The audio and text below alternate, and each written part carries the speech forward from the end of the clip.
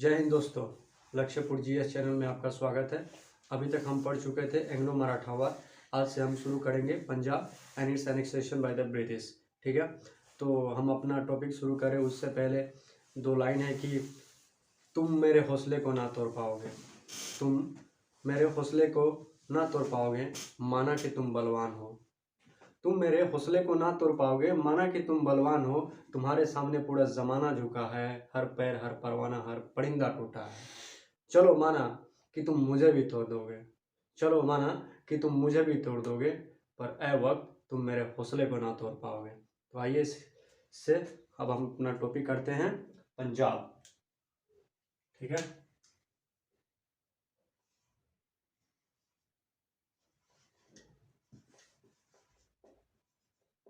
Punjab and its annexation।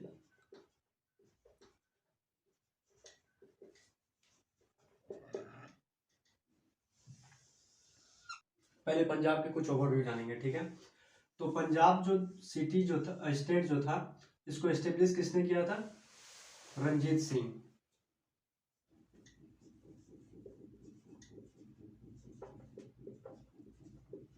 Establish by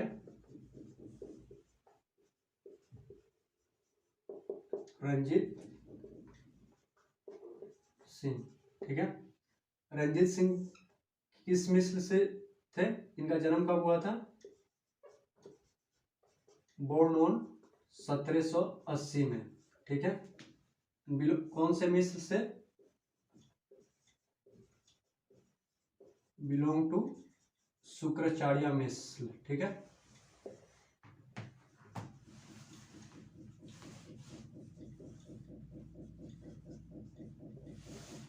Shukracharya इनके जो पिता थे। ठीक है, इन 12 साल के जब ये थे, at the age of 12 his father died. ठीक है, इनके पिता का देहांत हो गया। क्या हो गया? इनके पिता का देहांत हो गया। उसके बाद रंजीत सिंह जी अपना कारोबार चलाना शुरू किए।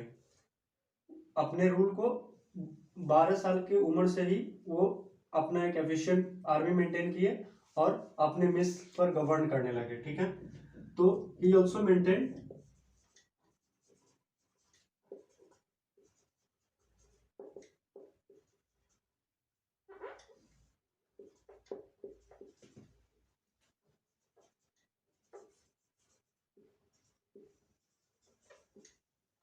Efficient army. ठीक है, ये सेना अपने रखते थे और इस आर्मी को जो ट्रेन करता था वो फ्रांस थे। ठीक है, train by French officer.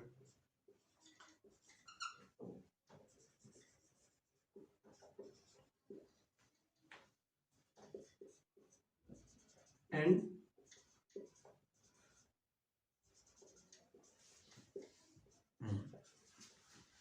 To rule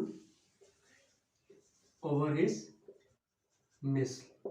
ठीक है, और ऐसे जाकर को पंजाब की स्थापना होती है। ठीक है, तो आप लिखिए, उसके बाद हम आगे बढ़ते हैं।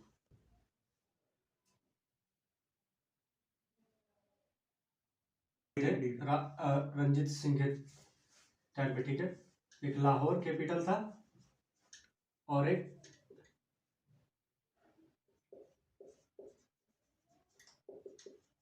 अमृतसर। अमृतसर जो था ये रिलीजियस कैपिटल था, धार्मिक राजधानी था।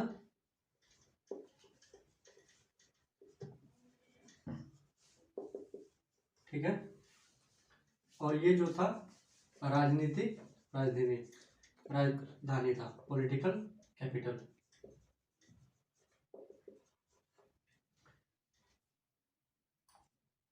ये Lahore political capital, Amritsar religious capital.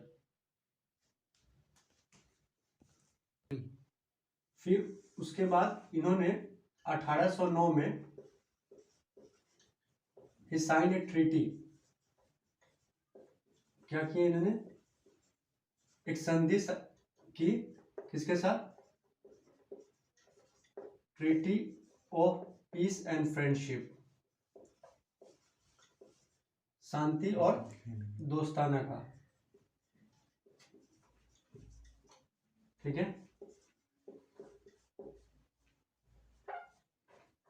जिसको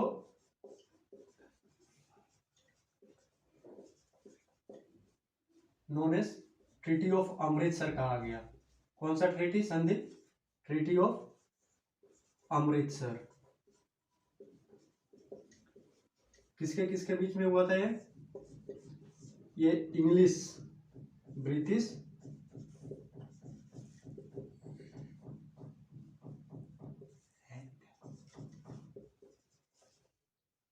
एंड महाराजा रंजीत सिंह, ठीक है, महाराजा रंजीत सिंह के साथ हुआ था। इस ट्रीटी के संधि के तहत क्या हुआ था, जो नदी थी सुतलेज नदी, ठीक है,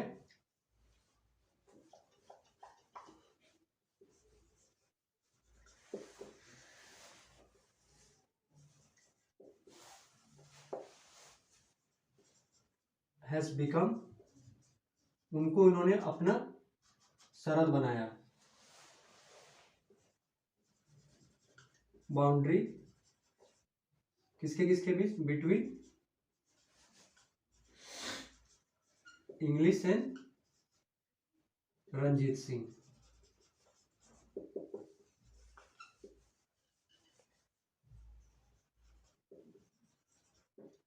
ठीक है, 1809 में एक संधि साइन हुई, पीस और फ्रेंडशिप ट्रीटी, ठीक है, जिसका नाम दिया गया ट्रीटी ऑफ अमृतसर। ये किसके किसके बीच हुआ था?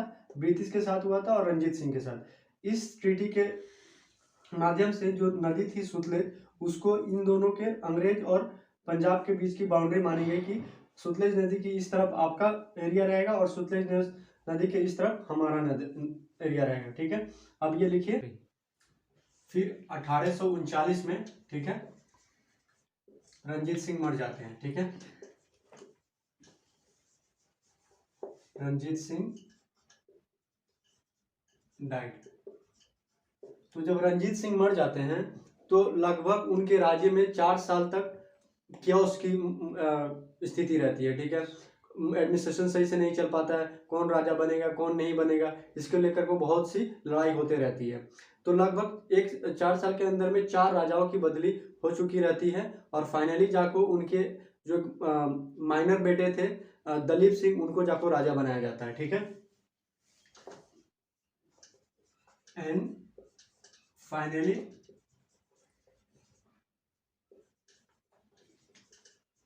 Dalip Singh became ruler of Punjab, ठीक है।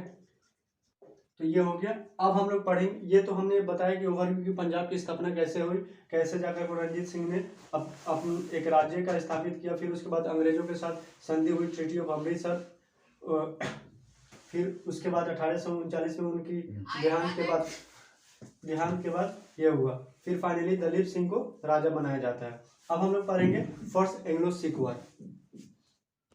ठीक है। अब हम लोग पढ़ेंगे फर्स्ट एंग्लो सिख वॉर, ठीक है। अब first Anglo Sikh war, first Anglo Sikh war कब से कब तक हुआ था? 1845 से लेके 1846 तक। इस वक्त के गवर्नर जनरल थे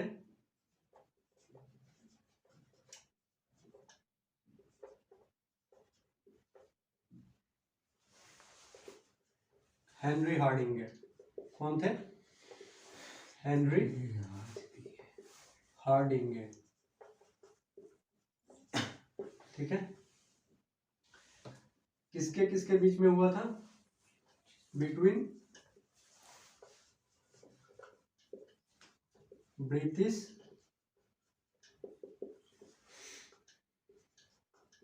एंड दलीप सिंह,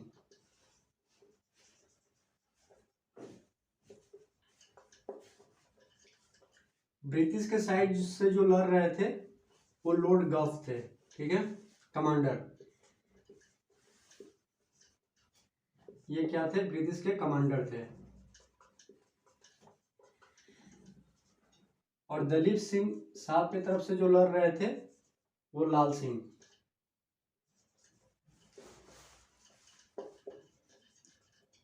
ठीक है, तो इसका एक ओवरव्यू अगर देखा जाए तो 1845 से लेकर 1886 तक, ठीक है। तो इस वक्त का जो दौर था, महाराजा रणजीत सिंह के मरने के बाद 4 साल की गैप हुई, उसके बाद दलीप सिंह जी आए, ठीक है। फिर इसी के बीच में एक एंग्लो अफगान वार होता है, जिस 1839 से लेकर के 1841 या 42 के लगभग में। इस एंग्लो अफगान वार में ब्रिटिश हार जाती है, उनकी जो प्रेस्टीज रहती है और मनोबल वो रहती है वो पूरे एकदम डाउन में चली जाती है। तो इनको उठाने के लिए हेनरी हार्डिंगे साहब क्या कहते हैं कि पंजाब में इस वक्त टर्बुलेंस की सिचुएशन है, ठीक है, अराजकता की सिचुएशन है। तो ये क्या करते हैं कि अपने मनोबल और अपने सैनिक के मनोबल को बढ़ाने के लिए ये पंजाब पर अटैक कर देते हैं, क्योंकि इस वक्त पंजाब को हराना काफी आसान था। तो ये अपने कमांडर रहते हैं जिनका नाम रहता है लॉर्ड गल्फ, उनको कहते हैं कि आप जाकर को पंजाब पे अटैक करो।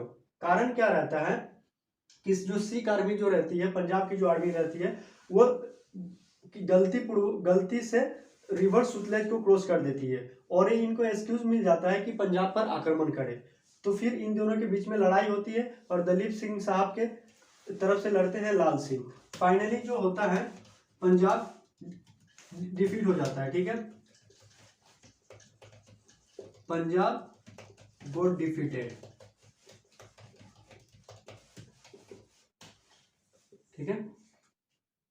और उसके बाद एक संधि होती है, ट्रीटी ऑफ लाहौर, ठीक है, और इस संधि के तहत इस युद्ध का खात्मा हो जाता है। Ended with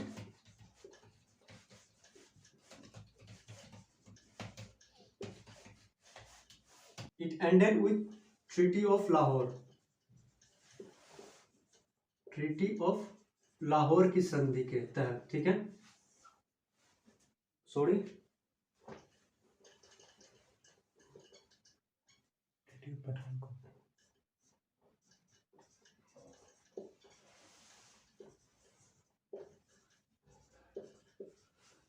treaty of Lahore कब होती है?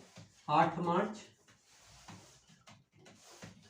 1846 में ये खत्म हो जाती है, ठीक है। अब इसके बाद हम लोग पढ़ेंगे ट्रीटी ऑफ लाहौर, ये ठीक है। तो हम लोग पढ़ रहे थे ट्रीटी ऑफ लाहौर, क्या? ट्रीटी ऑफ लाहौर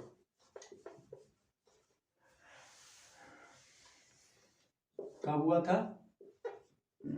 8 मार्च 1846।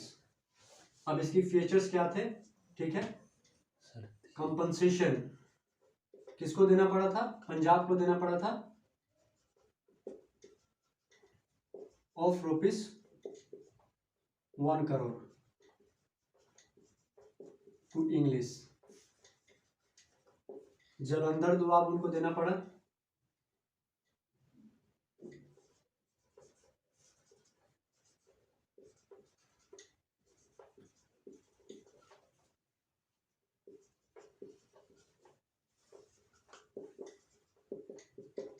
दुआब क्या होता है? 2 नदियों के बीच की जो जगह होती है, ठीक है, जो एरिया होती है उसको कहते हैं Doab, land between 2 reverse.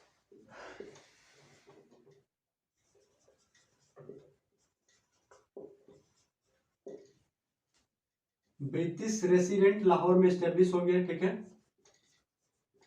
Establish British resident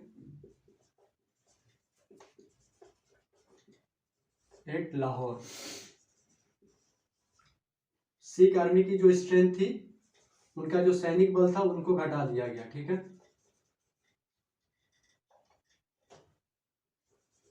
strength of Sikh army reduced, ठीक है। उसके बाद दलीप सिंह को राजा बनाया गया,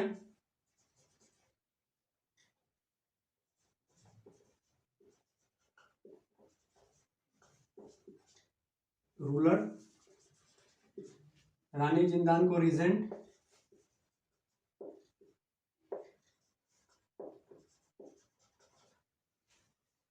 इनको रीजेंट बनाया गया,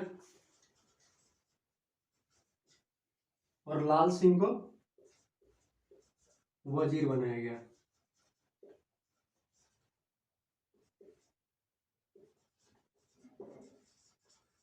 ठीक है, इसके बाद एक और ट्रीटी होती है जिसको कहते हैं हम ट्रीटी ऑफ वैरवाल।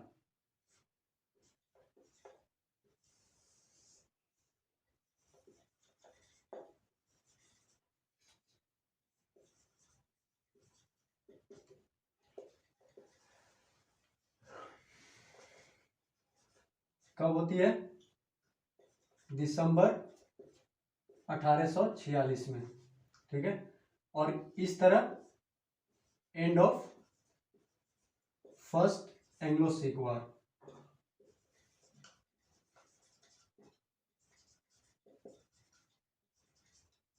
ठीक है, तो अब लिखिए, उसके बाद हम लोग पढ़ेंगे second Anglo Sikh war. Start. तो अब हम पढ़ते हैं सेकेंड एंग्लो सिख वॉर। ठीक है, सेकेंड एंग्लो सिख वॉर कब हुआ था?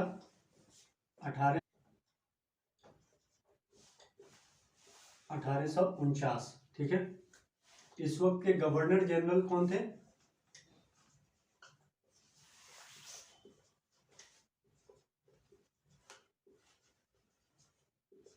लॉर्ड डालहौसी।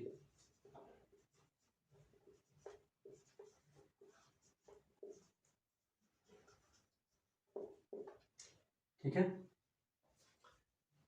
इनका जो फेमस जो ये था वो doctrine of lapse policy,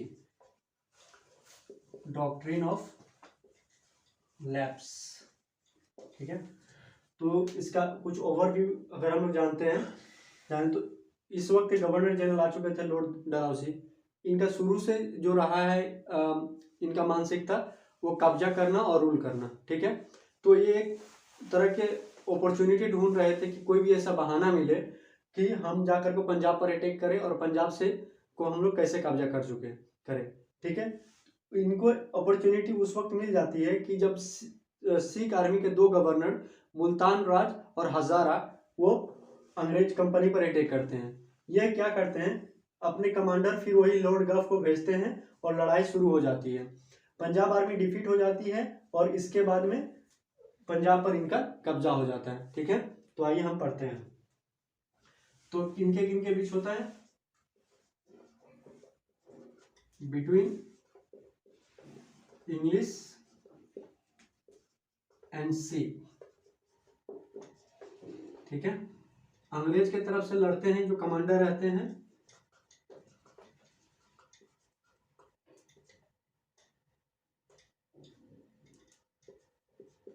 Lord गफ। कौन रहते हैं? सिख के तरफ से जो रहते हैं मुल्तान राज एंड हजारा। ठीक है,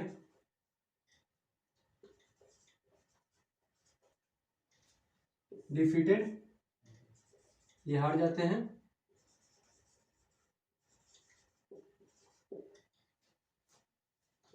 now supremacy of English over Punjab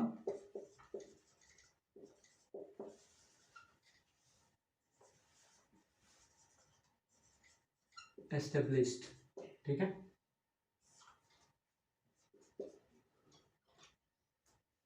and ये हो जाती है सेकेंड एंग्लो सिख वॉर। इस तरह खत्म होती है। इसके बाद हम लोग पढ़ेंगे कि एंग्लो सिख वॉर की सिग्निफिकेंस क्या है, ये हम लोग पढ़ेंगे। तो अब हम लोग पढ़ेंगे significance of Anglo Sikh war. क्या सिग्निफिकेंस ऑफ एंग्लो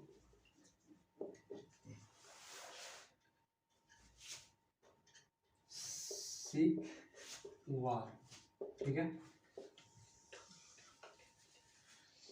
इसके दो सिग्निफिकेंस थे, अंग्रेज और सिख के दोनों के अंतर्गत म्यूचुअल रिस्पेक्ट बन गया, क्योंकि अंग्रेज सिख आर्मी से लड़ाई करने के बाद इनकी क्षमता जान गए कि इनकी क्षमता क्या है, और इनको उपयोग करने के लिए इनको रिस्पेक्ट देने लगे, ठीक है। और सिख भी इनको रिस्पेक्ट देने लगे, तो क्या हो गया, ग्रो म्यूचुअल रिस्पेक्ट।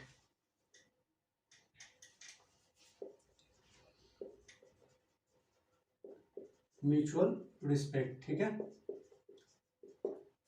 और जो दूसरा था सिख बिकम लॉयल, ये लॉयल बन गए, ठीक है। बिकम लॉयल टू ब्रिटिशर्स, ठीक है। ये इस हद तक लॉयल बन गए कि 1857 के युद्ध में सिख ने अंग्रेजों का साथ दिया, और 1947 तक भी हम लोग देखेंगे कि सिख आर्मी पूरी तरह से अंग्रेजों की साथ देती है। तो ये इनकी सिग्निफिकेंस हो गई एंग्लो सिख वार के तहत। और अब ये टॉपिक यहाँ पर खत्म होता है। जय हिंद।